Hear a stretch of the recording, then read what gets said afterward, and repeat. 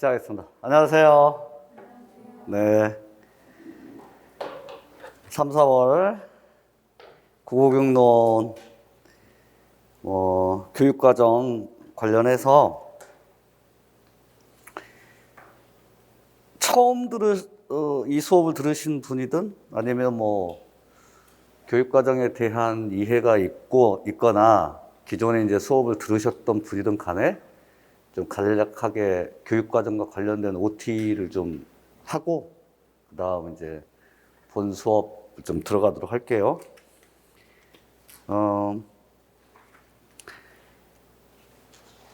OT에서는 작년도 기출문제 사례가 나올 거예요. 근데 이 작년도 기출문제의 이 사례가 그냥 예시니까 이 기출문제를 이해하거나 모범 답안을 도출하려고 시도는 하지 말고, 이런 식으로 기출문제에 반영이 되었구나, 그 정도를 좀 이해하시면 되고,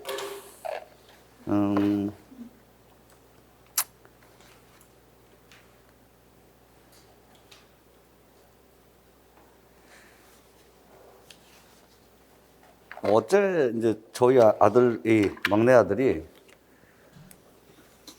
이제 고등학교 1학년 이제 처음 등교를 했잖아요. 근데 갑자기 이제 낮 12시경에 문자가 온 거야. 엄마한테, 저희 이제 와이프한테. 우리 막내하고 관련해서. 근데 막내가 이제 중학교 때 좀 장난도 많이 치고 해가지고 학교에서 많이 그렇게 부모님 오라고 그렇게 했거든. 이번 학교 등교하자마자 또 무슨 일 있나 싶어가지고 덜컥했어요. 톡 보니까, 여보 축하해줘, 막내 임시반장 됐대. 뭐? 우리 단톡방에, 가족 단톡방에 축하를 해달라는데 도저히 축하를 할 수가 없는 상황이야, 나는. 그래서 왜냐하면 반장 타이틀을 달 만한 그 어떠한 근거도 없어. 그래서 이유가 대체 뭐냐? 어떤 이유로 뽑혔느냐? 그러니까 선생님이 뭔가 질문을 했는데 애들이 답변을 안 한 것 같아요. 뭐 하겠어요? 처음 만나는 그런 자리에서 이 녀석이 당당하게 답변을 했던 모양이야. 정답은 아니야, 내가 보기에는. 근데 그게 담임 선생님한테는 뭔가 아이들과의 소통을 이끌어 나갈 만한 단초를 제공했나? 그래가지고 몇 번을 우리 아이한테 질문을 했나 봐.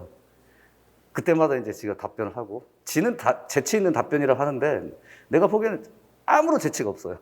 제가 보기에는. 예를 들자면, 선생님 이름이 왜, 선생님 이름을 거론하기는 좀 그렇지만, 그럴까? 의성어나 의태어하고 이제 비슷한 식으로 만약에 그 질문을 던지면, 그 의성어나 의태어는 당연히 몸짓을 흉내는 말이니까 몸짓을 연상하잖아. 그 단순 연상에 의한 답변을 그렇게 한 거야, 얘가. 근데 이제 반응을 해주니까, 너 정식 반장이 뽑힐 때까지 임시 반장해라. 예, 알겠습니다. 그랬나 봐요. 왜 제가 이런 말씀을 드리냐면, 중학교 때는 주목받지 않는 삶을 살아오다가 이제는 새로운 환경에서, 새로운 분위기에서 새로운 마음가짐을 하게 된 계기가 된 거예요. 그래가지고 이제 다른 선생님도 제가 일어나서 반장하게 되면 일어나가지고 차려 격려하다 보니까 너가 임시 반장이야? 하고 이제 한 번씩 쳐다보는 것이 처음에 초등학교, 중학교 때는 무척 쑥스러웠는데, 지금은 선생님들이 나를 보는 눈이 괜찮다든가 이런 식이야. 이해를 변화시킬 수 있는 좋은 계기구나 라는 생각도 들고, 그래서 이 3월이 여러분들에게는 어떻든 간에 1, 2월도 마찬가지겠지만 새로운 출발, 그죠? 그 다음에 기존의 것들과의 작별은 아니지만 기존의 것들을 이제 정리한 상태에서 이를 토대로 해서 한 단계 더 나아가는 그러한 이제 과정에 있는 거잖아요. 그리고 3, 4월 그 시기가 5, 6월, 7, 8월, 그러니까 이게 이제 7, 8월 같은 경우에는 우리가 보통 하반기라고 하고, 1월부터 6월까지 상반기라고 하면 보통 학원 강의는 이론 강의가 모두 다 이 상반기 때 다 마무리가 돼요. 1월부터 6월까지. 근데 보통은 2월과 이제 3, 4월에 어떤 연계 과정도 있긴 하지만 이제 제 수업 같은 경우에는 교육 과정은 그냥 이것밖에 없어요. 1, 2월 기본 이론반은 또 교육 과정이라고 하는 그 내용을 다루기는 하지만 본격적으로 다루는 것은 아니고, 그래서 그 상반기에 기본 이론을 마무리할 때 가장 중요한 국교론의 토대가 되는, 어떤 의미에서 보자면 모든 기출문제의 객관적이고 보편타당한 근거가 되는 교육과정을 다루기 때문에 제 수업에서는 이 3, 4월 반이 가장 중요해요. 그리고 이제 여러분들의 수험 생활에서도 이 3, 4월은 또 중요해요. 일단은 5, 6월로 나아가기 위한 과정이 있기도 하지만, 어제 이제 그 막내 녀석이 가지고 왔던 그 또 문서 중에 하나가 자기 자녀에 대한 기록을 좀 해달래요. 상담이라든가 이런 것들에 대하여 좀 토대로 좀 삼고 싶다. 그래서 이제 그 A4 용지 앞뒷면으로 되어 있는 선생님의 그 질문에 대한 답변들을 이제 제가 또 해줬죠. 근데 그 중에 질문 중에 하나가 우리 아이의 학업 태도에 대해서 얼마나 알고 계십니까? 이거야. 그래서 저희 아이는 그냥 가서 자거든요. 제가 듣기로는. 그래서 그 부분에 대해서 이제 또 서술형으로 잠을 많이 잡니다. 그리고 자기주도적이고 능동적인 학습 태도를 지니지 않습니다. 시키면 하는 척 합니다. 부정적인 것들은 다 적어놨어요. 저희 와이프는 그거 보고서 왜 첫 이미지나 인상을 그렇게 부정적으로 주느냐. 근데 그 긍부정의 이미지보다 더 중요한 건 교사가 우리 아이에 대해서 정확하게 파악할 것을 저는 요구하고 있거든요. 한 1, 2년 정도 이렇게 생활해 본 선생님이라면요. 저 녀석 저런 아이야. 하고 이제 그렇게 규정을 하겠지만 처음이잖아, 선생님이. 그래서 제가 들었던 정보를 어느 정도 객관화 시켜가지고 나타냈어요. 이렇게 학업 태도와 관련된 부분에 대한 질문 문항이 한 3가지였어요. 잘 알고 있느냐를 묻고, 어떤 점이 문제고, 학업 태도와 관련해서 어떤 점을 개선하고 싶은가. 그래서 학업 태도라고 하는 게 도대체 뭐지? 새삼스럽게 다시 한번 제가 학업 태도가 뭐지? 태도라고 하는 것에 대해서는 장기적으로 형성된 호불호에 학습된 성향이라고 하는 우리 국어교육론적인 사전적 정의가 있잖아. 그러한 태도의 개념에 비추어서 그러면 학습을 위한 태도?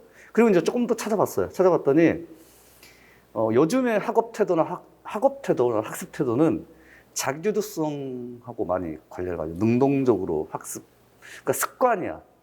태도라고 하는 측면이 뭐 호불호의 성향보다는 자기주도적인 능동적인 성향이나 경향성을 가지고 있는가, 학습에 관하여.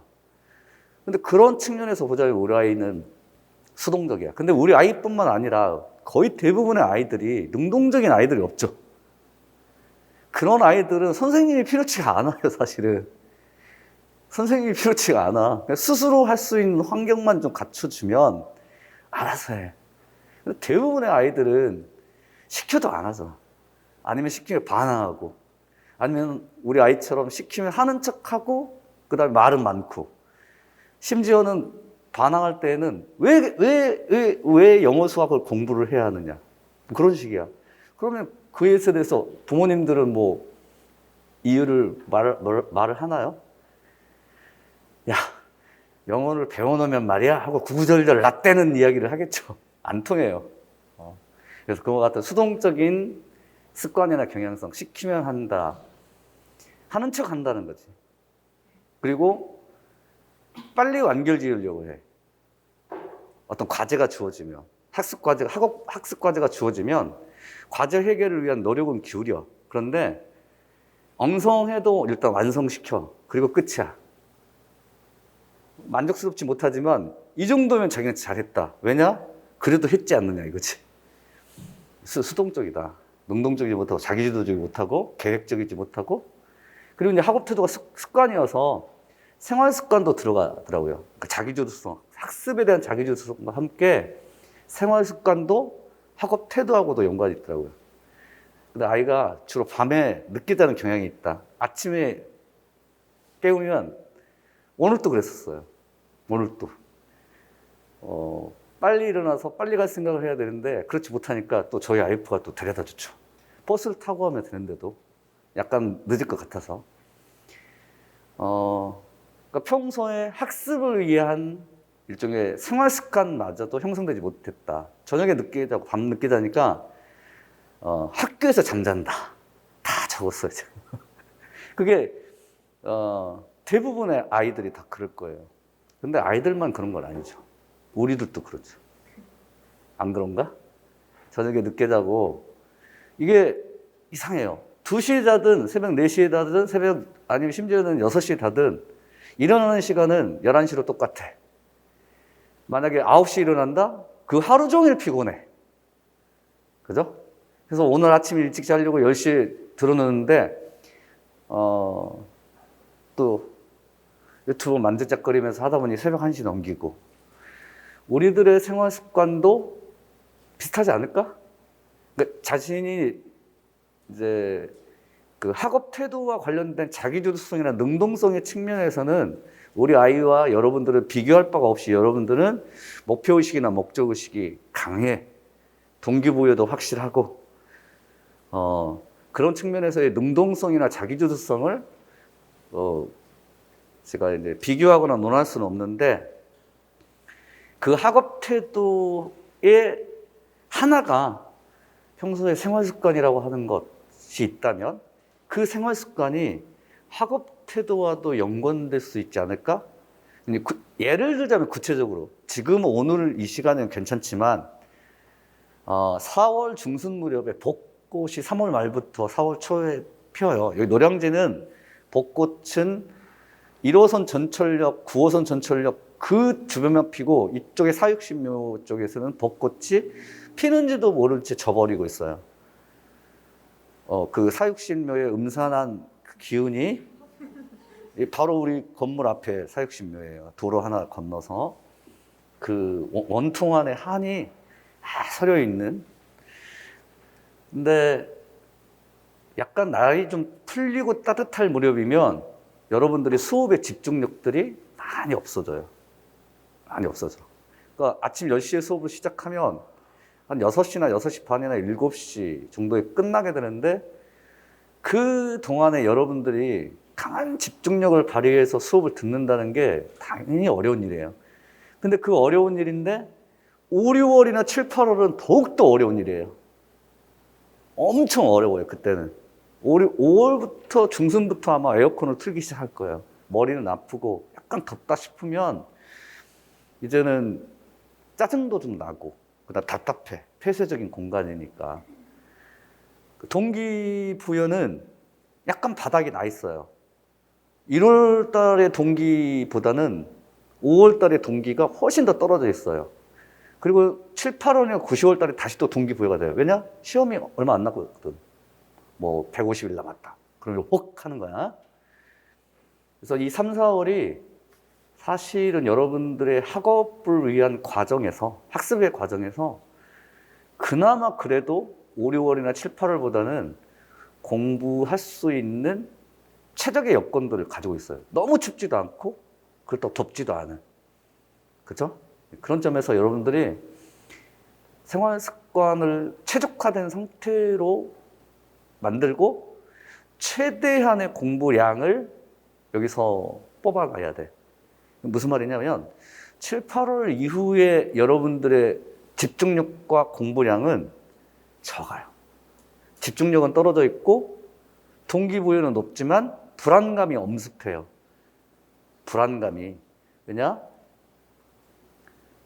대부분의 학원가가 7, 8월에는 문풀이라고 하는 강의를 개설해요. 그렇지 않으신 분도 있겠지만 이론 강의를 7, 8월 달에 하시는 분들은 거의 없어요. 근데 그 문제풀이라고 하는 게 1월 상반기에 이론 강의에 대한 것을 토대로 해서 기본적인 점검을 하는 거잖아. 최종 점검은 9, 10월 실전 노고야. 완전 대비고. 근데 그 7, 8월 문제풀이 과정에서 문제를 푸는데 자꾸 틀려. 그냥 틀리는 게 아니라 다 틀려. 나오는 문제마다 툭툭 틀려. 그럴 수도 있어요. 그런데 못 견뎌. 누가 못 견뎌? 여러분들이. 왜냐? 했는데. 1월부터 2월까지 했잖아. 했는데 왜 틀려? 이 정도면 좀 맞아줘야 될 거 아니야? 그렇지 않아도 예를 들면 N수생 같은 경우에는 그러니까 효능감이 완전히 바닥인 상태잖아. 한번 실패를 했잖아. 대부분의 학생들이 상담을 하게 되면 한 번 봤어요라고 해. 저는 그걸 곧이곧대로 믿지 않아요. 그냥 한 번 봤나요? 그냥 뭐 밥 먹듯이? 아니잖아. 그건 아니잖아. 뭔가 중요도가 가장 높은 것이었잖아. 근데 경험 삼아서 한 번 봤고 본격적으로 이번에 할 거예요. 누가 그런 마음을 설령 먹더라도 그래도 하잖아요. 초수 때. 하긴 했었어. 근데 자기 생각에는 많이 부족했던 거지. 그런 겸손의 표현이 한 번 봤어요 라고 하는 표현인 것 같아요. 그래도 자기 노력은 있었을 거야. 그래도 노력했는데 만족할 만한 성과는 나오지는 않았어. 그리고 역시 나야. 실망은 하겠지. 크지는 않아. 왜냐? 이번에 내가 뭔가 목숨을 걸고 뭔가 열의를 갖추고 그 다음에 많은 만반의 대비와 준비를 갖추고 그러진 않았으니까. 정당화되는 논거들이야. 그런 논거들이. 그래서 그럼에도 불구하고 실패한 거잖아. 패배한 거고. 효능감이 낮아진 상태에서 지금 1, 2월, 3, 4월, 5, 6월을 공부했었고 7, 8월 달에 문제풀이를 하거나 실전 모고를 9월 달에 했는데 계속 틀리고 있는 거야. 그러니까 성취라고 하는 거나 성공이라고 하는 것들을 자신이 지금 맛보지 못한 상태잖아. 맞지? 근데 그게 위험한 거예요, 그게. 그래도 내가 대학교 1학년 때에는 고등학교 3학년에서 대학교 1학년을 보면 돌이켜서 4, 5년 전을 생각하면 4, 5년 전에 여러분들이 그 합격했을 때 그 기쁨과 희열은 정말 이루 말할 수가 없었어. 근데 그거 어디 갔냐고. 그게 성취거든? 성취야. 해냈다라고 하는 효능감 만땅이었고. 근데 지금 한번 초수 때 시험을 보거나 아니면 뭐 시험을 한 차례 치르거나 했었던 그런 분들이라면 그 패배감이라고 하는 게 있고, 그리고 이제 N수생 같은 경우에는 더더욱 있는 거야. 그러니까 효능감이 완전히 바닥인 셈이죠. 그런 상태에서 7, 8월에 문풀반에서 막 틀리거나 9, 10월 달에 모고 문제 틀리고 그러면 너무 자신 없는 거야. 근데 이 임용시험이 여러분들이 생각하기에 지식적인 측면에서 내가 많이 모르니까 시험을 못 본다라고 생각할 줄 모르겠지만 그 합격한 학생과 그렇지 않은 학생들의 지식의 양의 차이는 그렇게 많지 않아요. 진짜 많지가 않아요. 그리고 제가 보기에는 지적 능력의 차이도 마찬가지예요. 어떤 의미에서 보자면 지식이나 지적 능력에서 합격한 학생과 그렇지 못한 학생들의 차이는 없어요. 제가 보기에는 없어요. 없어. 그러면 왜 제가 굳이 이렇게 돈 내고 학원 공부를 제가 해요? 공부 안 해도 되지? 그래도 좀 있어. 하긴 해야 돼. 근데 그 하긴 해야 하는 게 3년에서 5년이 필요한 그런 지식이 아니에요. 짧게는 한 4개월, 1월부터 한 4월까지 기본 이론 과정만, 아니면 여러분들이 아예 학원 수업에 도움을 받지 않고 학부 과정에서 1학년 때부터 충실하게 그 국교론 수업을 좀 들어왔다면, 물론 그건 운이 따라야 돼. 그 해당되는 국교론 과목의 교수님께서 탁월성이 있었어야 돼. 교육 과정에 대한 안목도 있어야 되고, 개론서를 해설하거나 보는 그러한 해설해내는 능력도 있어야 되고, 또 임용시험에 대한 감각도 있었어야 돼. 이건 운이야. 그거는 그 교수님이 그런 교수님을 만난다는 것은 운이어서, 그런 운적인 요소로 나의 이와 같은 실력이라고 하는 능력이라고 하는 것들을 체크할 수는 없어. 이제 그럼에도 불구하고 여러분들이 하반기 때는 심리적인 불안감들이 많이 엄습해요. 그게 공부를 많이 한 학생이든 잘한 학생이든 간에 모든 수험생들이 모두 다 심리적인 불안감에 쫓기게 마련이야. 당연히 9월 말에서 10월 중순에는 그게 나래. 9월 달에 실전 모고 반에서의 반 분위기는 어떤가? 지금 여러분들은 잘 모르시겠지만 예전에는 통모에서 학생들끼리 이야기하는 것조차도 신경 쓰인다는 정도야. 자신이 애지중지했던 지우기가 하나 없어진 것 가져서 하루 종일 기분이 안 좋은 거 있지. 작은 것 하나가 신경이 날카로워져.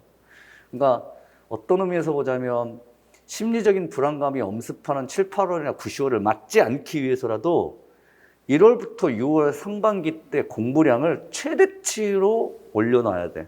그런데 가장 공부량을 높게 올리거나 싸울 수 있는 시기가 3, 4월이에요.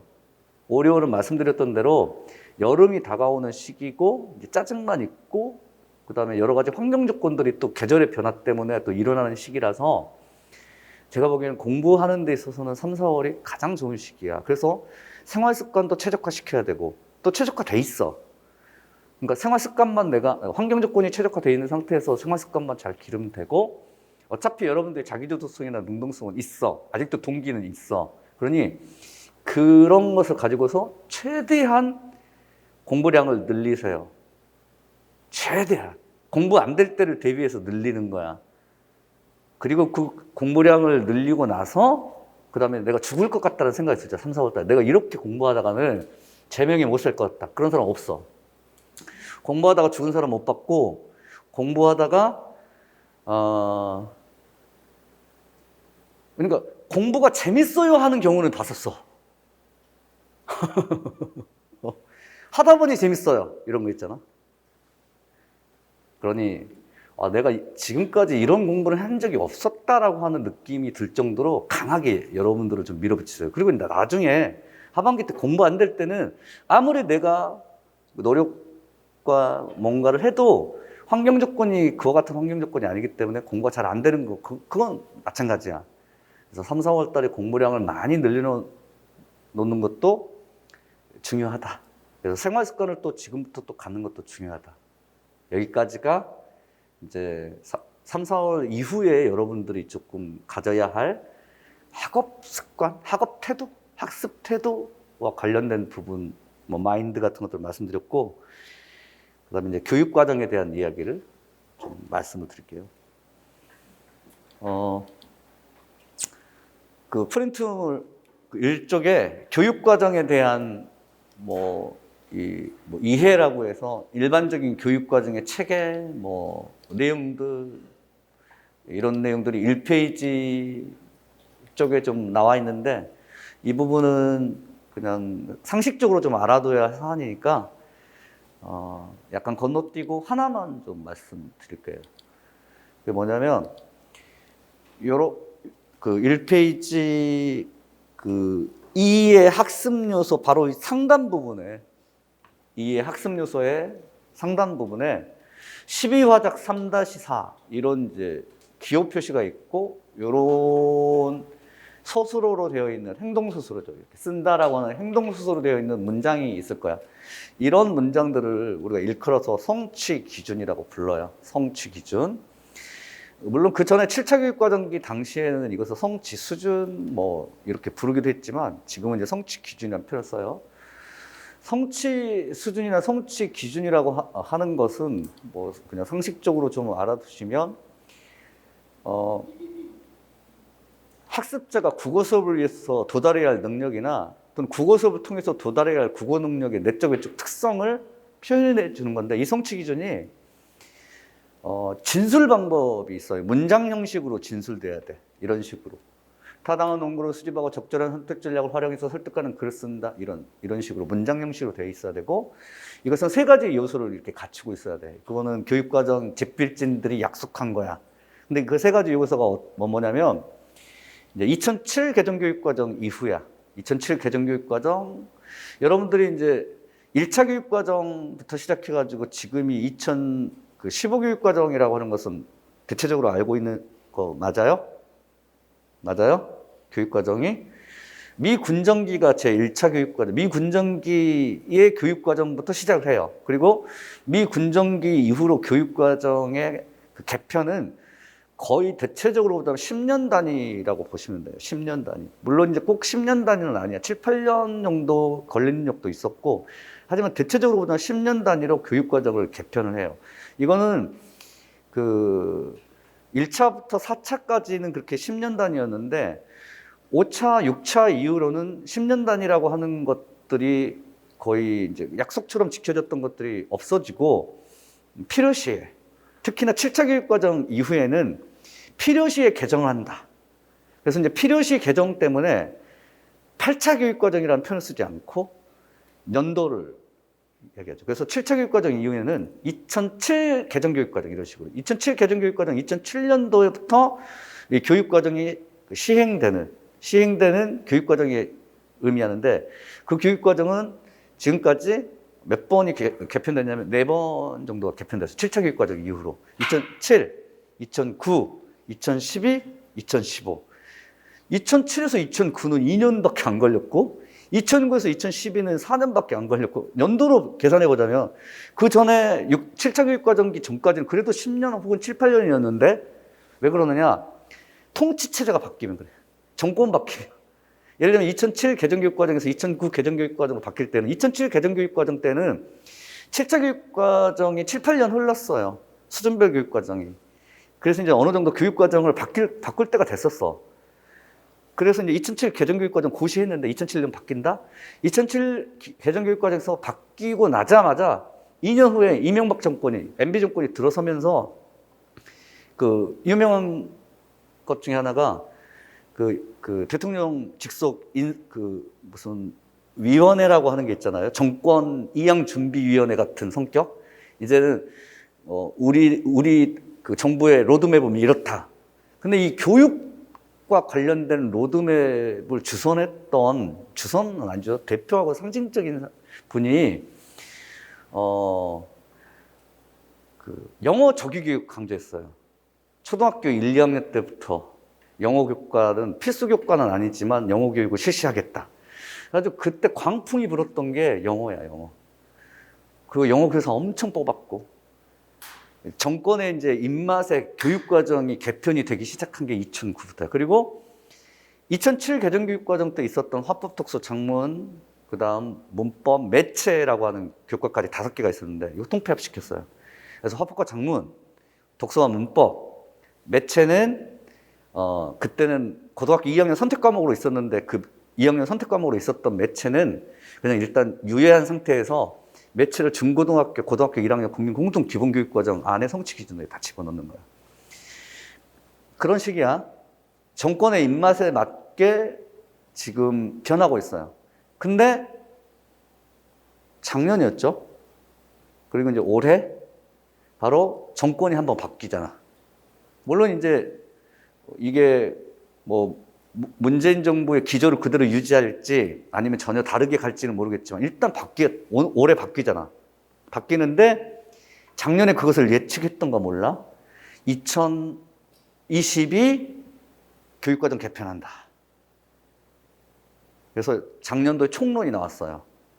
작년 하반기에. 그리고 2022 그 교육과정이 올해 강론이 나옵니다. 하반기. 그리고 강론이 나오자마자 교과서가 올해 하반기부터 내년까지 집필되고 2025년부터 그 개정된 교과서로 학생들이 학습을 하게 돼 있어요. 그래서 여러분들이 올해의 하반기는 2022 개정교육과정의 강론을 또다시 공부해야 돼. 지금 이 3, 4월 교육과정은 지금 총론밖에 안 나와가지고 우리 전공 국어 과목의 성취 기준들이 무엇인지 모르겠지만 아무튼 그때 그 2007 개정교육과정이 있었을 때 이렇게 3가지의 요소를 갖춰서 성취 기준을 문장 형태로 진술한다라고 하는 약속을 했었어. 그래서 그 이후에 2007 개정교육과정 이후에 여러 번의 개정이 있었지만 성취 기준의 진술 형태는 똑같아. 어떤 형식이냐? 학습의 주요한 국어 전공 국어 과목에서 학습자들이 갖추어야 할, 그러니까 학습자들이 갖추거나 실현해야 할 학습 내용, 그 학습 내용이 이 앞부분에 이렇게 담겨. 그걸 교육과정의 성취 해설서에서는 주요 내용 요소라고 하지만 실은 이것은 교수 학습 요소야. 또는 학습 요소라고 불러. 이런 걸 타당한 농구를 수집하고 적절한 습득 전략을 활용하는 이것을 학습 요소라고 불러. 성취 기준과 관련된 내용의 범위와 수준을 명료하게 지시하는 이런 것을 학습 요소라고 부르고, 이 학습 요소와 함께 화법 독서 작문과 같은 국어 교육론은 실제 대상이 이렇게 명시해야 돼. 예를 들자면 이것은 지금 화법과 작문에 해당되니까 글 유형, 독서에 해당되면은 텍스트 유형, 화법에 해당되면은 담화 유형이 반드시 거론돼야 돼.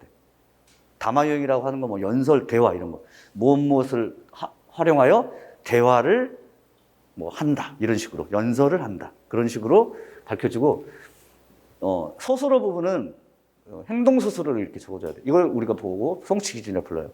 그런데 이 성취 기준이 교과서에는 학습 목표로 들어가. 근데 하나의 성취 기준의 학습 목표는 2개일 수도 있고 3개일 수도 있고 교과서 집필진마다 다르게 해석을 할 수 있어요. 이런 경우에는 두 개 정도의 학습 요소를 도출할 수 있어요. 첫 번째로는 타당한 논구를 수집하고 적절한 설득 전략을 활용하는 것. 이거 통으로 하나를 보는 거야. 두 번째로는 설득하는 글쓰기라고 하는 것. 이게 2개로. 근데 또 어떤 교과서는 이걸 2개로 나눠. 타당한 논구를 수집하는 방법 알기. 그 다음 적절한 설득 전략을 파악하고 활용하기. 학습 목표가. 세 번째로는 이를 통해서 설득하는 글쓰기. 그런 식으로 3가지의 학습 목표를 둘 수도 있어. 이거는 교육과정을 해석하는 교과서 집필진의 생각들이 교과서 안에 학습 목표로 나오고, 그런 측면에서 지금 여러분들이 이제 수업 시간에 우리가 보통 수업의 목표 또는 학습의 목표로 제시하고 있는 것들이 그 원천적인 토대가 되는 것들은 모두 다 교육과정의 무엇이다? 이걸 보고 뭐라고 불러? 성취 기준이라고 불러. 학습 요소와 글 유형과 글 유형이 아니라 실제죠, 실제. 실제. 그다음에 행동 스스로가 결합되어 있는 문장 형식들. 그리고 이제 또 하나는 이 학습 내용 요소라고 부르는 것. 이것이 이제 학습 내용인데 여기에 요소라고 하는 그 표현을 쓴 이유가, 요소라고 하는 게 뭐냐면 우리가 구성 요소를 할 때 이 구성 요소라고 하는 일상생활에서는 요소라고 하는 표현은 그럴 때 써. 구성 요소. 그러니까 무슨 말이냐면 부분이야.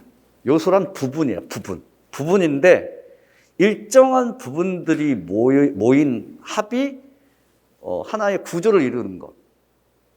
이걸 우리가 보통 구성의 요소라고 불러. 그러니까 그 요소가 빠지게 되면, 부분인데 그 부분이 빠지게 되면 이것이 완전체를 이루지 못할 때 그것을 우리가 요소라고 불러. 물론 이제 이 요소는 그와 같은 본질적이고 필수적인 성질들을 뗀 부분이야. 이해했어요? 인간의 신체에 비교해 보자면 팔 하나가 없다고 해서 불편함이 있는 것은 사실이지만, 완전하지 못한 것도 사실이지만, 그렇다고 생명을 유지하는 데 있어서는 필수적인 요소는 아닌 거죠. 그런데 심장이 없어. 뇌가 없어. 이러면 그거는 생명을 유지하는 필수 요소로서의 성격을 띠죠. 우리가 요소라고 부를 때, 특히 구성 요소라고 부를 때는 그와 같은 부분들이 모인 총체적인 완전체죠. 그렇게 부른다면 이 학습의 요소라고 하는 이것이 학습 요소인데, 이것들이 모여서 완전한 총체적인 학습이 가능하게 하는 부분들, 필수적인 부분이야. 그 필수적인 부분들을 교육과정 집필진들이 약속을 했어. 3가지로 나누자. 몇 가지? 3가지로 나누자. 필수적인 요소를, 하나는 뇌, 하나는 심장, 하나는 두 개의 폐 아니면 간 이런 식으로 뇌, 심장, 간 세 가지로 나누자. 그런 식으로 필수 요소를 구분한 게 요거야. 본질, 그 다음에 원리, 태도. 뭐라고? 본질, 원리, 태도. 또는 지식, 기능, 태도. 뭐라고? 그래서 성취 기준의 이 학습 내용 요소는 세 개 중에 하나 혹은 세 개 중에 둘 아니면 셋 모두 다 어떤 식으로든 가지고 있는 거야. 예를 들면 여기서는 타당한 논거를 수집하는 거하고 설득 전략을 활용하는 것은 지식이냐 기능이냐 태도냐 물어보면 이건 기능이야. 기능. 그러면 선생님 지식, 기능, 태도 혹은 본질, 원리, 태도는 어떻게 구분이 가능한가요? 첫째, 지식과 기능은 합이다. 합쳐져 있어. 합쳐서 우리가 그냥 지식이라고 부를 수 있어. 지식과 기능을 합쳐서 뭐라고 부를 수 있다고? 지식. 근데 지식인데 여기도 지식이고 그러면 기능도 지식인가요? 네. 지식도 지식이고 기능도 지식이야. 근데 이 두 가지 지식이 차이가 있어. 앞에 위에 있는 이 본질을 위한 지식은 여기 봐봐. 이해야, 이해. 이해를 위한 지식이야. 이와 같은 이해를 위한 지식은 빛의 속도는 1초에 지구를 7바퀴 반을 도는 거야. 이런 지식, 이런 알을 지식이라고 불러. 이런 알을 이해를 위한 지식으로 이런 지식을 우리가 개념지나 명제지라고 해. 근데 이 기능은 똑같은 지식이야. 근데 이 지식은 수행을 통해서 활동을 통해서 도달하는 알미야. 수행이나 활동을 통해서 도달하는 알. 예를 들자면 자전거를 탈 줄 안다야. 이것도 안다야.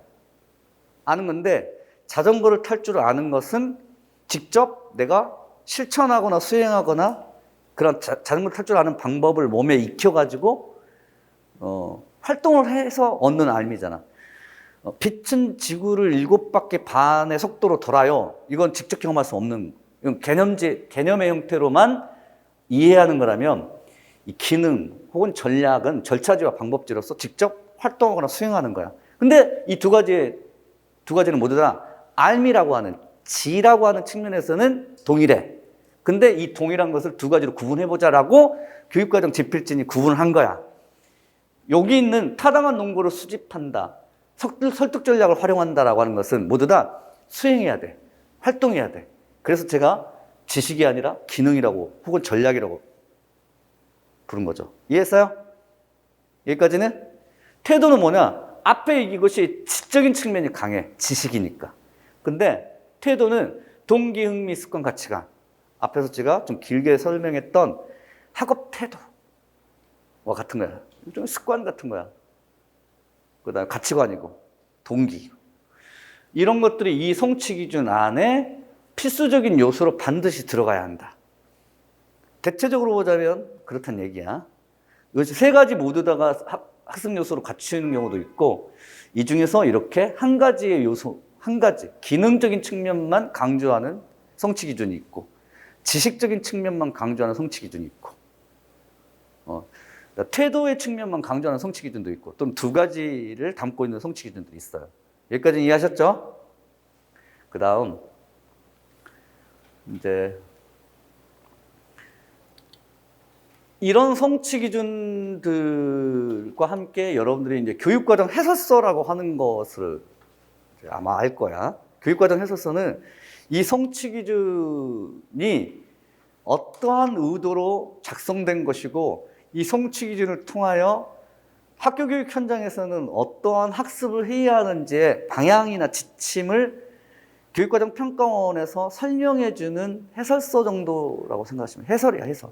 성취 기준에 대한 해설.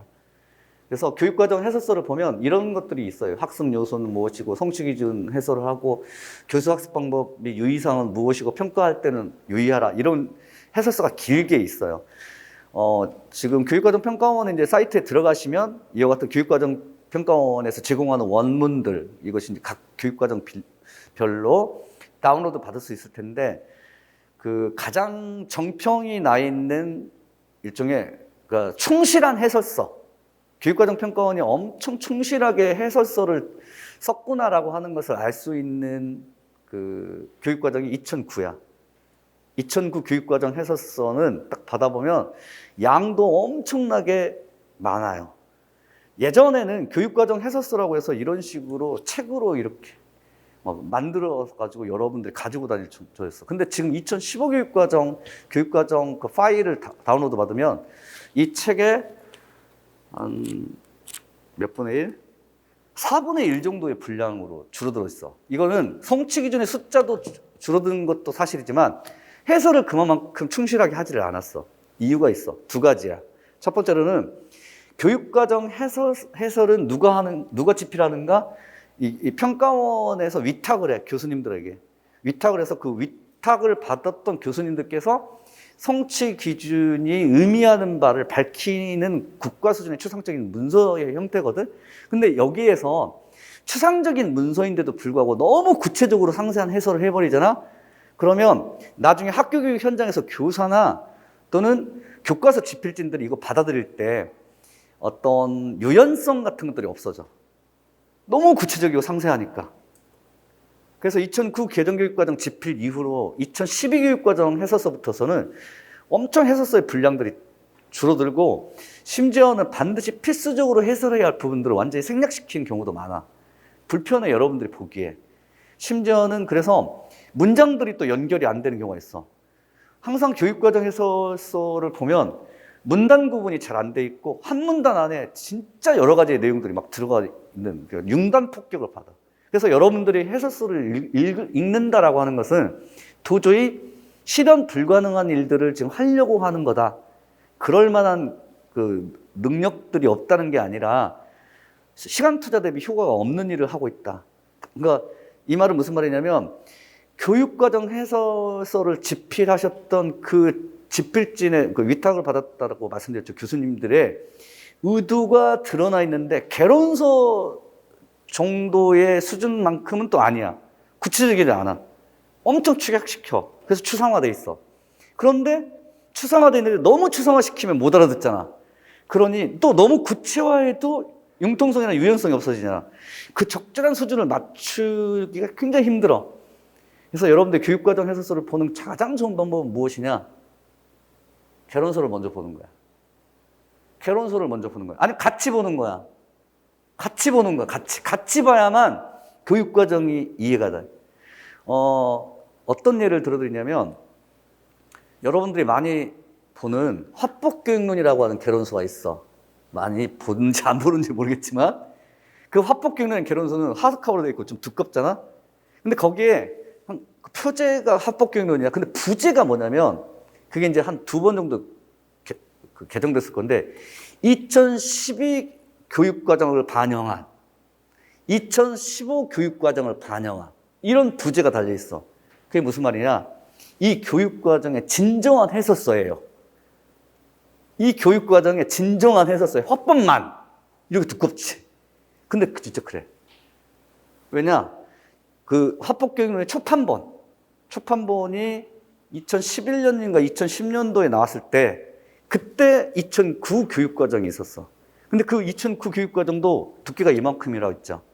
근데 화법 부분이 이것의 3분의 1이야. 근데 화법교육론은 이것의 3배가 돼, 두께가. 근데 체계가, 목차가 똑같아. 왜냐? 그 2009 교육과정 화법 부분을 주도적으로 집필하셨던 분이 그 화법교육론 집필에 참여하셨기 때문에 내가 이 성취 기준을 어떤 의도로 실어놨다라고 하는 것을 충실하게 해설한 거야. 근데 거기에는 각종 외국에 있는 논문이나 아직도 번역되지도 않은 개론서들을 마구 인용을 한 거야. 근데 교육과정은 그런 게 없지. 아예 다 생략돼 있고 추상적인 형태, 그러니까 사례도 없어. 사진도 없고 그림도 없어. 문장을 읽어내는 게 너무 어려워. 교사학습 방법 유의사항. 글에 따라 중심 내용, 주제, 글 구조, 글의 전개 방식 등이 쉽게 드러나는 글이 있는가 하면 중심 내용이나 주제가 직접 드러나는 글도 있으며 구조나 전개 방식이 복잡하나 멍한 글도 있다. 여기까지 한 문장이야. 봐봐, 문장을 봐봐. 근데 이 문장에는 얼마만큼의 키워드를 가지고 있느냐? 첫째, 중심 내용. 둘째, 주제. 셋째, 글구조. 넷째, 그래, 전개 방식. 이 네 개의 추상적인 개념어들이 마구 지금 놓여 있어. 이거 구분할 줄 알겠어요? 중심 내용 뭐고, 주제는 뭐고, 글구조는 뭐고, 전개 방식은 뭐고. 그 중에서도 이 글구조가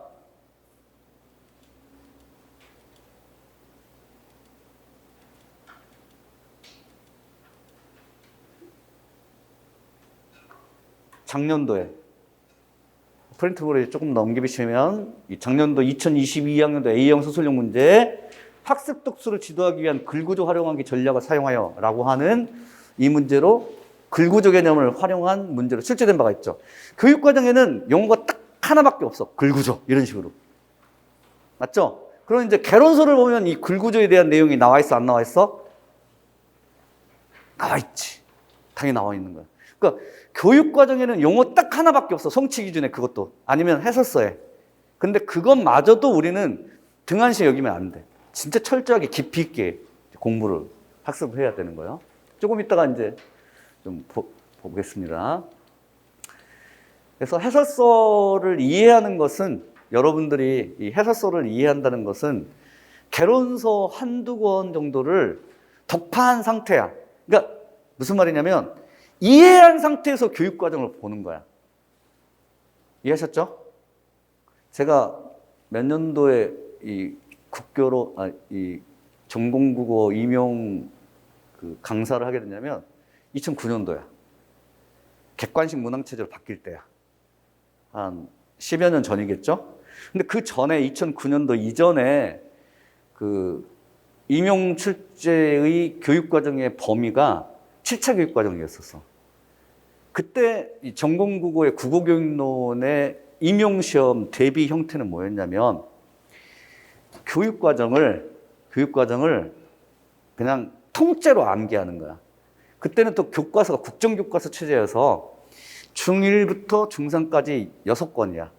교사용지도서까지 하면 12권. 그 정도만 달달달 외우기만 하면 그냥 모두 다 시험을 대체적으로 다 치를 수 있었던. 그러니까 교육과정을 외우는 형태의 학습 방법을 가지고 있었던 게 그 당시였어. 2008년도 이전까지. 그러다 2009년도, 9학년도 객관식 시험 체제에서는 교육과정이 이제 중요하지가 않았어. 그냥 무조건 개론서야. 왜냐하면 40문항 정도가 나오는데 그중에서 12문항의 국교론 문제인데 그 국교론 문제가 교육과정의 성취 기준을 쓰시오. 이것이 아니야. 이 교육과정의 성취 기준을 이루고 있는 이론적인 토대를 이해하고 있는가를 묻는 문항이야. 문제는 그냥 간단해. 틀린 것을 골라라. 그런데 선택지에 있는 1번부터 5번까지 선택지들의 객관식 선택지들은 모두 다 이런 개념인 거예요. 막 나와. 이 모든 개념들을 다 이해한 상태에서 틀린 답을 고르거나 맞는 답을 고르는 것. 그거는 예를 들면 40문제이지만 선택지는 몇 개야? 40문제의 선택지는 몇 개야? 한 문제당 몇 개의 선택지가 있어? 객관식에 한 문제당 몇 개의 선택지가 있어? 5개. 그러면 40문제면 몇 개의 선택지가 존재해? 200개. 물론 이제 국교론만 국한한다면은 12문항의 선택지들이 존재하지만 문항마저도 문법마저도 선택지들이 있잖아. 200개의 선택지들이 모두 다 추상적인 개념의 것들이 돼 있어.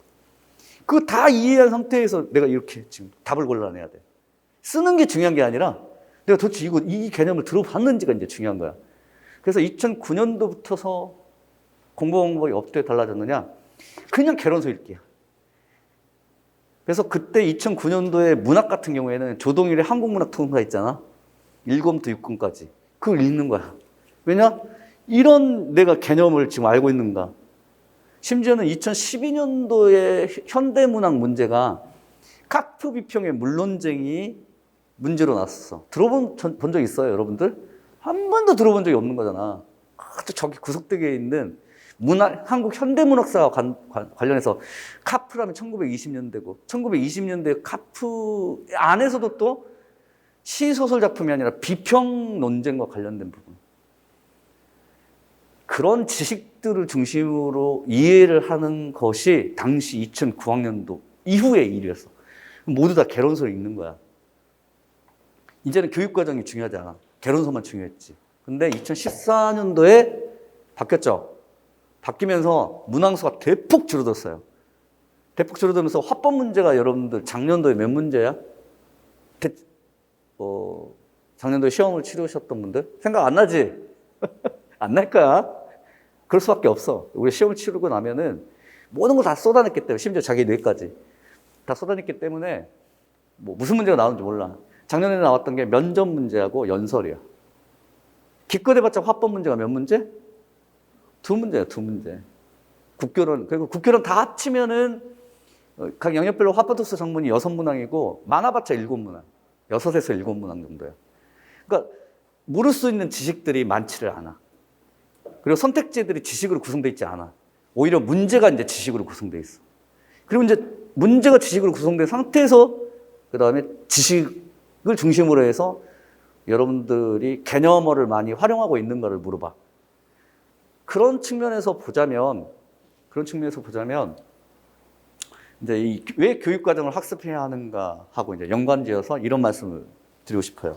그 프린트물에 그 이쪽 부분에 있는 건데 그게 뭐냐면 직접적으로 기출해서 임용 기출해서 교육 과정을 묻지는 않는 거야. 그거는 그 이전에 2009학년도 이전에 7차 교육과정 당시에는 직접적으로 교육과정을 물어봤지만 그다음에 교육과정을 좀 등한시할 때가 2009학년부터 13학년도까지 객관식 체제였었어. 그리고 그때는 교육과정이 중시해지는 것은 어느 때냐면은 수업시험이 면접이다 2차 때 좀 더 중시되고 1차 객관식 지필시험 때는 교육과정을 아예 무시해도 돼. 근데 2014학년도 이후부터는 이거 두 가지가 결합돼. 어느 정도 교육과정도 알고 있어야 되지만 그렇다고 교육과정만 알아서는 안 돼. 그 교육과정의 이론적인 토대를 알아야 돼. 마치 화법 교육과정의 해설서가 이거예요 라고 하는 화법교육론 개론서가 등장하는 것처럼 요 3분의 1 정도에 되는 분량을 이해하기 위해서는 이 교육과정 해설서의 3배의 두께를 가지고 있는 이 개론서를 읽어야만 해요 하는 것처럼 개론서의 지식이 필요해. 근데 여러분들이 지금 1, 2월 달에 기본이론반에서 했던 게 그거야. 교육과정의 이해를 위한 이론적인 토대를 지금 갖추고 있는 거야. 기출문제에서는 교육과정을 직접적으로 물어보지 않는다는 소리는 이런 거야. 2022학년도 비영수설용 문제, 이거 정답을 도출하려고 시도하지 말고 이 문제가 어떻게 해서 출제됐는가의 출제 근거를 한번 생각해 봐. 내가 올해 출제자야. 내가 올해 출제자면 내가 모든 핸드폰이란 모든 통신기기들은 전부 다 반납한 상태에서 평가원에 이제 호텔? 아니면 무슨 뭐 연수원 같은 게 이제 들어가잖아. 그러면 모든 통신들이 다 차단되어 있는 상태에서 밖으로 못 나가. 이해하셨죠? 그리고 심지어는 내가 그 문제를 출제하기 위해서 필요한 어떤 출제 근거들이 있어야 되잖아. 뭔가를 좀 보고 싶잖아. 그것마저도 신청해야 돼. 신청하면 평가원의 연구원이, 책임연구원이 신청한 뭐 번역서, 저서, 논문, 개론서, 기출문제를 가져다 줘. 이해했어요? 그런데 내가 신청하지 않아도 출제자의 책상 위에 반드시 놓여 있는 게 2개가 있어. 문서가 아예 구비가 돼 있어. 신청하지 않았는데 2개가. 하나는 뭐?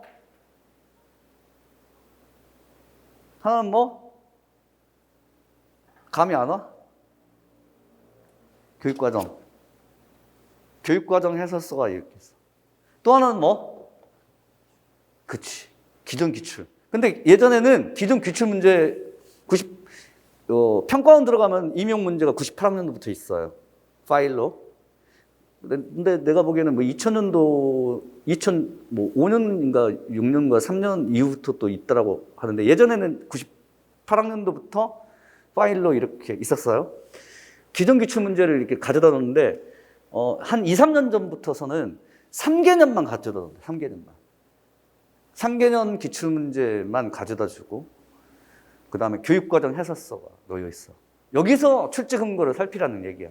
봐봐.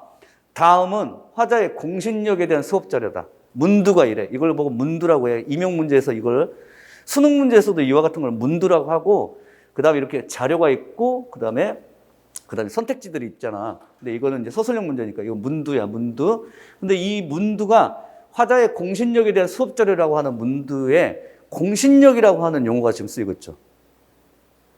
맞죠? 근데 이 공신력이라고 하는 이 용어는 다음 장 넘겨보시면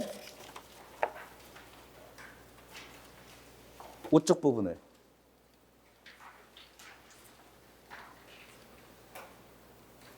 뭐 이거 나중에 여러분들이 이제 보시겠지만 관련 교육과정 2015 개정교육과정 연도야. 고등학교 2학년 화자의 공신력을 이해하고 적절한 설득 전략을 사용해서 연설한다. 이걸 보고 뭐라고 불러? 다시 한번 이걸 보고 뭐라고 불러? 성취 기준이라고 불러요. 이거 성취 기준이라고 불러요. 이거. 이 성취 기준에 뭐가 지금 사용됐어요? 이 용어가? 무슨 용어? 공신력. 화자의 공신력. 이 용어를 이 성취 기준에 있는 이 용어를 가지고 와가지고 이 문두를 지금 구성하고 있는 거잖아. 지금 보면. 화자의 공신력. 이해했어요? 그 다음에 이제 두 번째로 설명만 드릴게요. 아까 우리가 봤던 2015 교육과정에서는 화자의 공신력을 이해하고 적절한 설득적인 상에서 연설한다라고 하는 이 성취 기준의 밑에 이제 요거 가의 학습 요소라고. 이 학습 요소가 일종의 완전체로서 이것들을 모두 다 학습하게 되면은 도달할 수 있는 필수 요소들을, 학습의 필수 요소들. 근데 그 학습의 필수 요소가 예를 들면 지식, 그 다음에 기능, 태도, 세 가지 중에 하나 혹은 둘 혹은 셋 해당된다고 했지. 근데 여기에서는 지금 교육과정이 그 해설서를 보면 이것을 집필하신 분이 이 성취 기준의 학습 요소는 이겁니다라고 해서 이렇게 밝히고 있어. 설득 전략에 대한 학습입니다. 이렇게. 그리고 나서 뭐 선정 의도 세부 설명에 쭉 이렇게 설명되고 있는데 공신력에 대한 설명이 딱 하나밖에 없어. 화자의 공신력을 높이기 위한 전략을 이해한다. 그 정도. 그 위에는 공신력이 도대체 무엇이고 공신력을 어떻게 높이는 것인가에 대한 구체적이고 세부적인 방법들에 대한 해설이 없어. 없단 말은 무슨 말이냐? 추상적인 문서이기 때문이야. 만약 이것을 구체적으로 지침서를 줘버리면 학교 교사라든가 교과서 집필진들이 너무 상세화시켜서 정형화된 형태로 교과서를 만들거나 수업을 진행할 수 있어서 이게 추상적으로 지금 제시를 한 거야. 근데 문제는 뭐냐면 공신력이 무엇인지에 대한 구체적인 내용들이 지금 담아있지 않은 것이 문제야. 이해했어요? 근데 이거 개론서 가기 전에 교육과정이 한번 그 이전에 또 한 번 개정된 적이 2012 프린트물 보시면 5쪽 부분의 밑에 하단 부분에 2012라고 보이죠? 이건 연도, 그 다음에 또 같은 고등학교 2 읽어보세요. 거의 비슷하죠?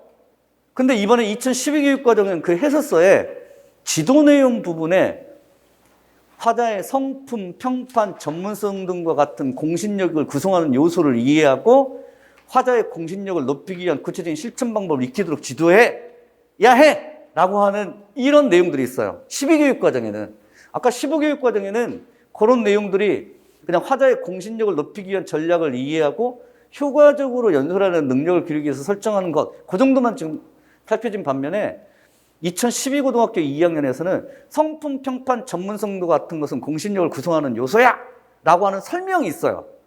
몇 교육과정에 있다고? 15가 아니라 12에. 그리고 이것들을 좀 더 거슬러 올라가면 뭐 2009 교육과정에 뭐 이렇게 상세하게 더 해설된 거지.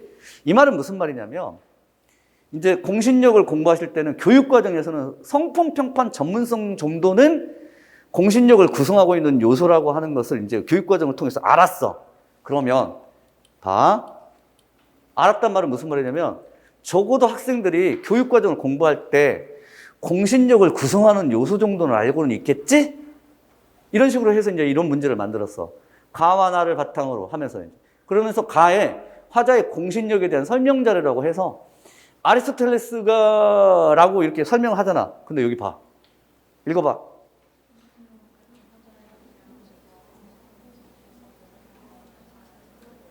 이건 뭐하고 비슷하냐면 2012 교육과정에서 화자의 공신력을 구성하고 있는 요소는 세 가지입니다. 뭐뭐?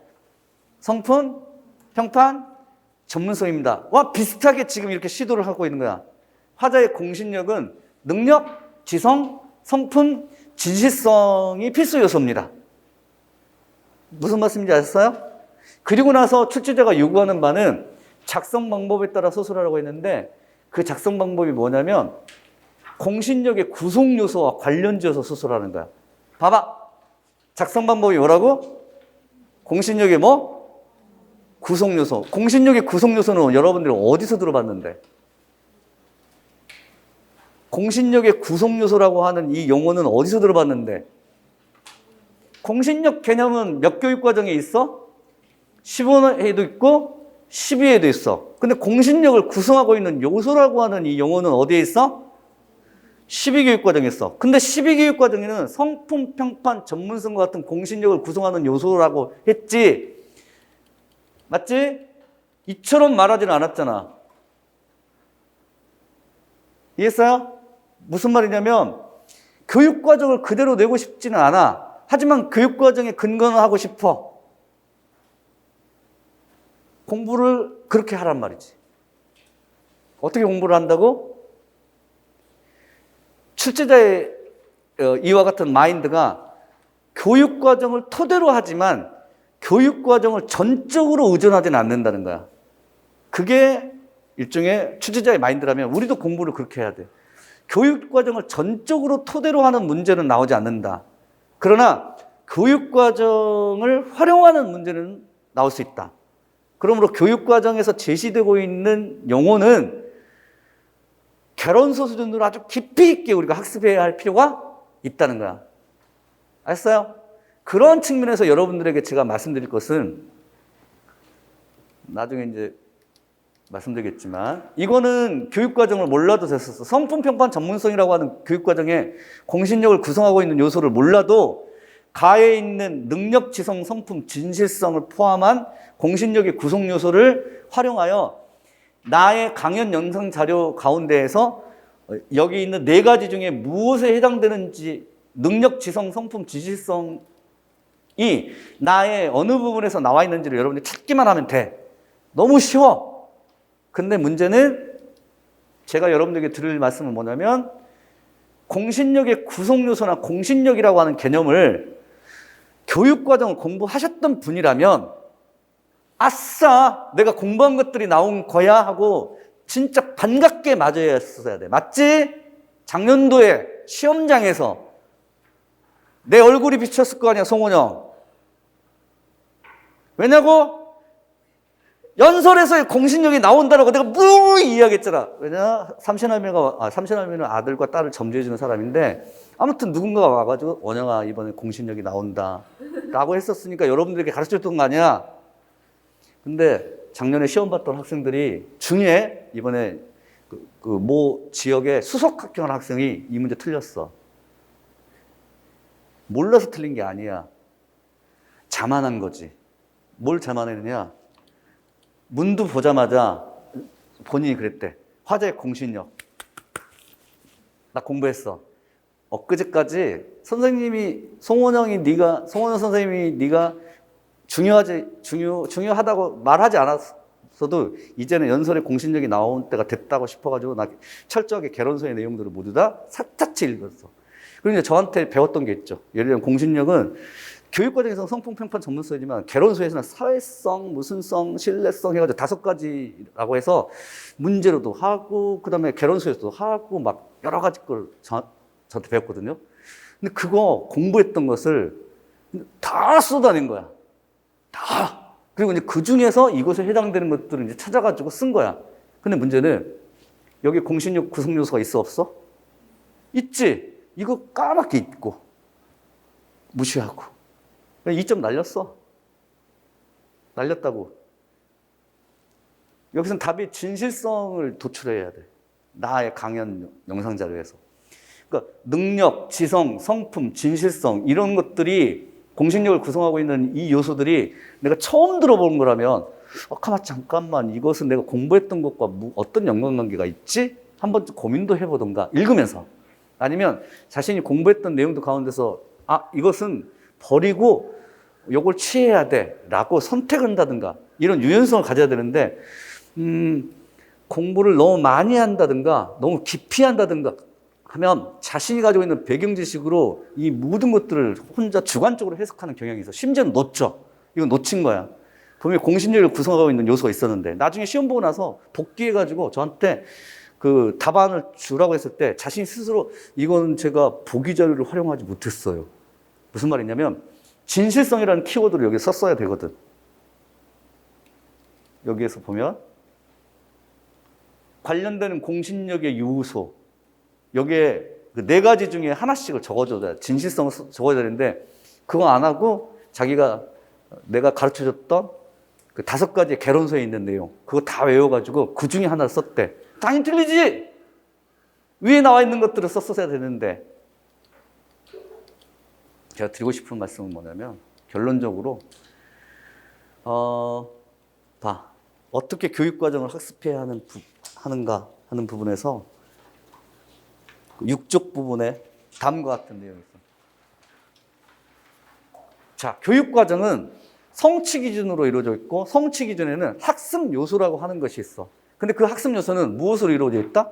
개념으로 지식과 기능과 태도가 있는 개념으로 있어. 근데 그런 개념어나 학습 용어는 교육과정에서 제시된 개념은 그냥 읽기만 할 뿐이고 그래서 정말 구체적으로 설명하는 부분은 있어도 예를 들자면 2012 교육과정처럼 공신력을 구성하고 있는 요소는 성품, 평판, 전문성이다. 근데 성품이 뭐고 평판이 뭐고 전문성이란 뭐고 설명해줘 안 해줘? 없어. 그 부분을 따로 찾아서 우리가 보충해줘야 돼. 성품은 뭐고 평판은 뭐고 전문성은 뭐다. 2012 교육과정에 그렇게 또 상세하게 나온 그 공신력을 구성하고 있는 요소마저도 우리가 전문성이라고 하는 것은 무엇을 의미하는가? 이거 따로 우리가 공부를 해야 돼. 그러니까 결론적으로 말하자면 교육과정은 학습 요소라고 하는 부분이 개념어나 학술용어로 돼 있어. 학습 요소라고 하는 게. 그게 지식과 기능과 전략과 태도 부분이야. 근데 그 개념어는 활용만 될 뿐이고 상세하게 설명하지 않아. 그래서 공부를 하실 때는 구체적인 설명이 없는 경우에 이 개념어는 당연히 개론서로 보충해야 돼. 이해했어요? 아싸! 그럼 나 혼자 교육과정을 공부할 수 있겠다. 오케이. 그럼 이제 수강료 환불하고 이제 오늘 집에 가가지고 어차피 이거 있으니까 개론서는 있으니까 옆에다 두고서 한번 해보자. 해봐 한번. 해보라고. 6개월 걸려. 6개월. 이거 하고 관련된 대목 찾고 정리하고 암기하고 그 다음에 체계화시키고 몇 개월 걸린다고? 장담컨대 6개월 걸려. 6개월 걸린다고. 근데 몇 개월 만에 해? 몇 개월 만에 하냐고. 2개월 만에 하잖아. 돈 내고 2개월 만에 완성할래? 돈 안 내고 6개월 걸릴래? 여러분들이 돈이 중요한 게 아니라 뭐가 중요하다고? 시간이 중요하다. 시간과 가면 갈수록 앞으로 시간과의 싸움일 텐데 심지어는 돈이 있으면 그 돈으로 시간을 사고자 하는 마음이 있을 텐데 7월, 7, 8월, 9, 10월 가게 되면 시간을 전략해라. 시간을. 내가 정리해주겠다. 내가 찾아주겠다. 내가 찾아주고 내가 정리해 줄 테니 여러분들 짝지어서 체계화만 시켜라. 그 다음에 구조화만 시켜라. 2개월 동안. 그리고 이런 수업이 원래는 필요치 않은 경우도 있다고 했어. 이런 학원 강의가 어떤 경우에 예를 들자면 내가 이 교육과정을 집필하셨던 교수님이 우리 학부 교수야. 난 몰랐어. 대부분 그렇더라고. 경북대 나오셨죠? 그런데요. 교수님께 김혜정 교수님, 저 독서 가르치신대요. 그분이 이번에 뭐 2022 개정교과서 그 집필진이라고 아세요? 요거 또 교육과정 집필진에 참여했는데 이 부분 집필했는데 아세요? 그러신 분이었어요? 그러니까 임용시험 공부하면서 겨우 그 교수님의 중요성? 근데 그 교수님 수업 재미없는데 이런 식이야. 재미있는 거 재미없는 것을 왜 따져?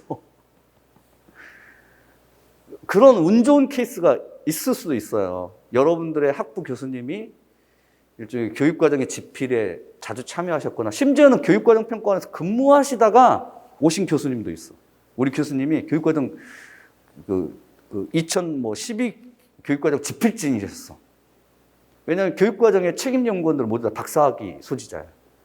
다 모두 다 박사학위 소지자여서 그 출제진이 선후배 관계로 유지돼 있어요. 거의 전부 다 그래요. 그래서 그와 같은 운 좋은 케이스를 제외하고는 그분들은 학부 과정에서 충실하게 그렇게 수업을 해왔을 거야. 교수님께서 교육과정 해설서의 원문도 따로 해서.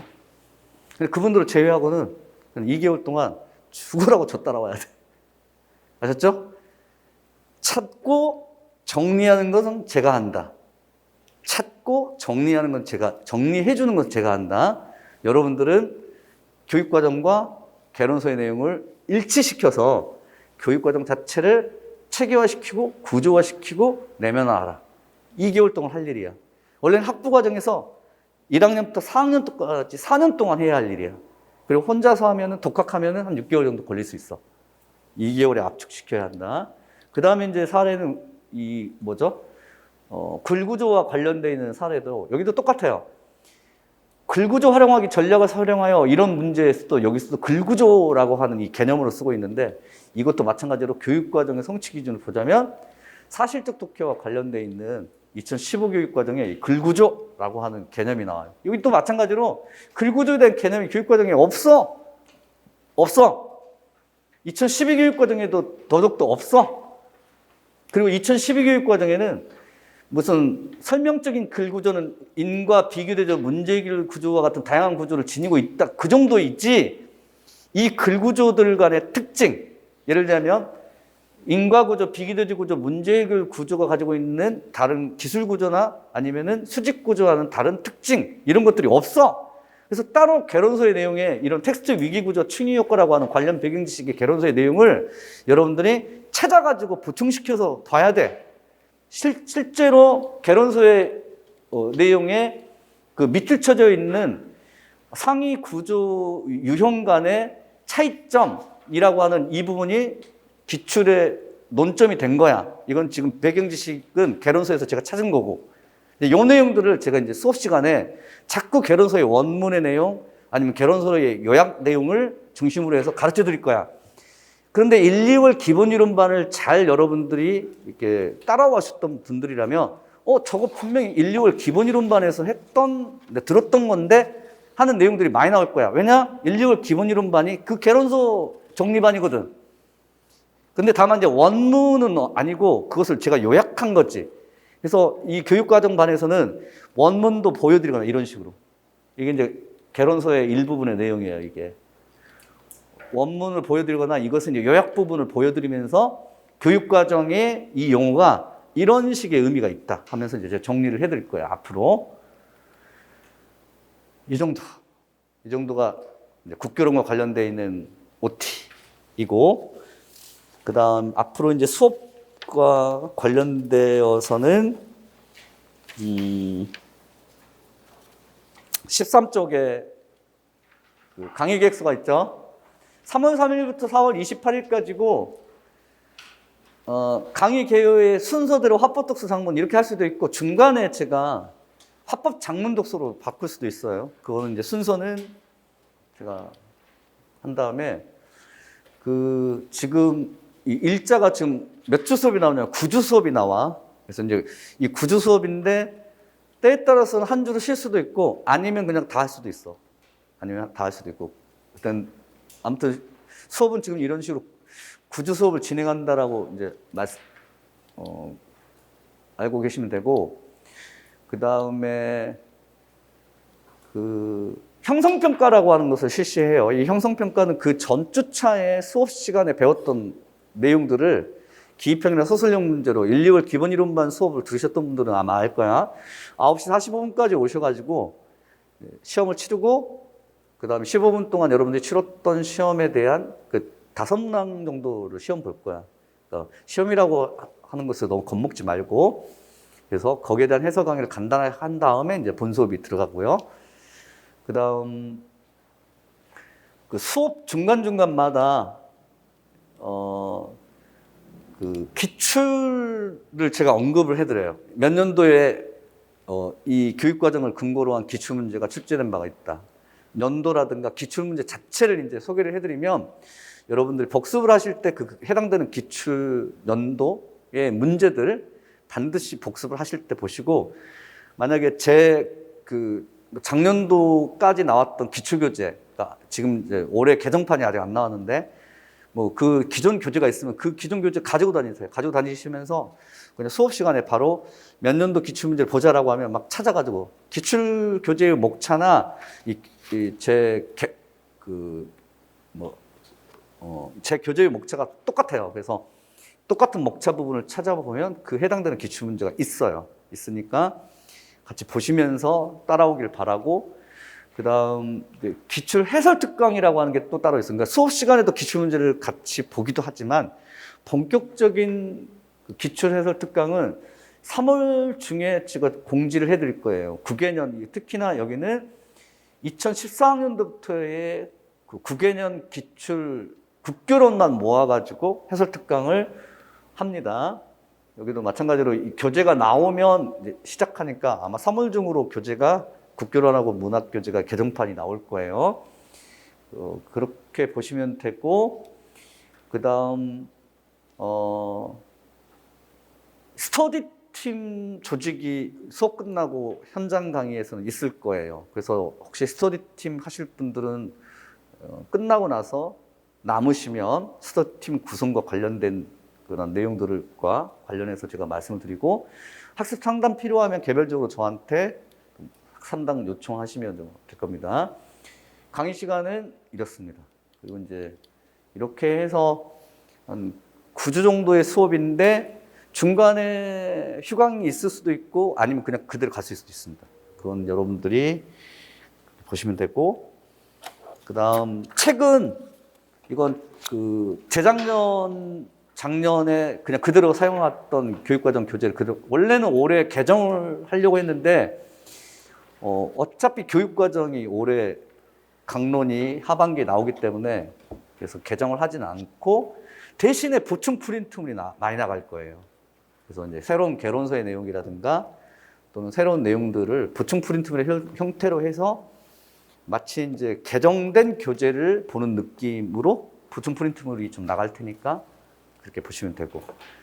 아셨죠? 그리고 구체적인 이제 교육과정과 관련된 수업을, 그러니까 학습을 어떻게 해야 할 것이냐, 공부 어떻게 해야 할 것이냐, 그런 부분은 조금 있다가 쉬고 나서 화법 부분을 들어갈 때 아예 구체적으로 교재에 있는 내용을 관련해서 좀 말씀드리도록 할게요. 자, 여기까지 OT 마치겠습니다. 수고했어요. 예, 좀 쉽시다.